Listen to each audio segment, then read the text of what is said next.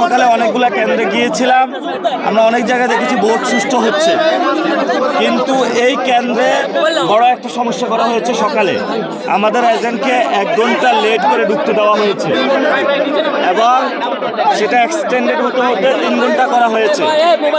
তাহলে আমাদের এজেন্ট ছিল না ওই 3 ঘন্টা এই কেন্দ্রের ভিতরে কি হয়েছে সেটা আমরা জানতে চাই। সিসিটিভি ফুটেজ উদ্ধার করে ভিতরে আমাদের যখন এজেন্টকে 3 ঘন্টা বাইরে রাখা হয়েছে, ভিতরে কি করা হয়েছে। এবং আমি এজেন্টের সাথে কথা বলেছি, উনি যেটা জানিয়েছেন আমাকে যে ওনাকে প্রশাসনের লোক চেকিং করে নাই, চেকিং করেছে দলীয় গুন্ডা সন্ত্রাসীরা, মির্জা আব্বাসের লোক। তাহলে মির্জা আব্বাস মহিলা কলেজে এই যে এজেন্টকে এই ধরনের প্রতিবন্ধকতা সৃষ্টি করা হলো, এটা বাংলাদেশের আসলে গণতন্ত্র না। বিএনপির একজন স্ট্যান্ডিং কমিটির সদস্য হয়ে তার এলাকায় তার নামে কলেজ, যেখানে গণতন্ত্রকে হত্যা করার প্রচেষ্টা চালানো হচ্ছে, এই ধরনের কাজগুলো অগ্রহণযোগ্য বাংলাদেশে 2026 সালে। এবং আমরা শুনতে পাচ্ছি লাঙ্গল আর ধান মিলেমিশে একাকার হয়ে গিয়েছে। লাঙ্গল এখন ধানের পক্ষে কাজ করে, লাঙ্গলের পিছনে আছে আওয়ামী লীগ, আওয়ামী লীগের পিছনে আছে ভারত। বুঝছেন তো খেলা? তারপর আওয়ামী লীগ ধান মিলেমিশে একাকার হয়ে গিয়েছে। এটা আমরা সব জায়গায় গিয়ে এই খোঁজটা পাচ্ছি। মানুষের মধ্যে যারা শাপলাগলিতে ধুমায়া ভোট মারতেছে, যারা উইমেন শাপলাগলিতে ধুমায়া হলো সিল দিতেছে, আর অনেকেই বলতেছে ভাই স্লিপ নিয়ে আসছি জানের ভয়ে, অন্তরে শাপলাগলিতে ভিতরে যায় সিল দিয়ে আসতেছে। ইনশাল্লাহ ঢাকা আটে শাপলাকলির ভূমিধস বিজয় হবে, তবে এই বিজয় নাসিরউদ্দিন পাটোয়ারির না, এই বিজয় শহীদ উসমান হাদি ভাইয়ের। সকলে আমাকে বলছেন যে আমরা আপনাকে ভোট দিচ্ছি না, আমরা এই ভোটটা শহীদ উসমান হাদি ভাইকে দিতাম।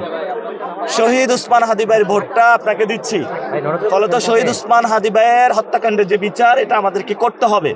আর আমি ঘোষণা দিয়েছি, যারা আমাকে কথা বলেছে, খারাপ কথা বলেছে, মায়ের দিয়েছে, আমরা তাদেরকে ক্ষমা করে দিয়েছি।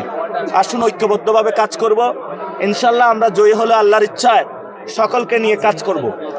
তবে যারা সন্ত্রাস, চাঁদাবাজ, দখলদারিত্ব করে, তাদের হাড্ডি আমরা প্রশাসন দিয়ে গুঁড়া করব। তাদের বাংলার জমিনে কোনো স্থান নাই। জালেমদেরকে আমরা বাংলার জমিন থেকে উচ্ছেদ করব এবং এখানে তাদের অধিকার ইনশাল্লাহ প্রতিষ্ঠা করব। এখানে কোনো নয় ছয় নাই, যে যত প্রভাবশালী হোক না কেন, আমরা ইনশাল্লাহ আল্লাহ ছাড়া কাউকে ভয় পাই না আর গুনায় ধরি না। কে স্থায়ী নামে কি এলাকা, আমাদের কাছে এগুলো মুখ্য বিষয় না। আমাদের কাছে মুখ্য বিষয়টা হলো জনগণ।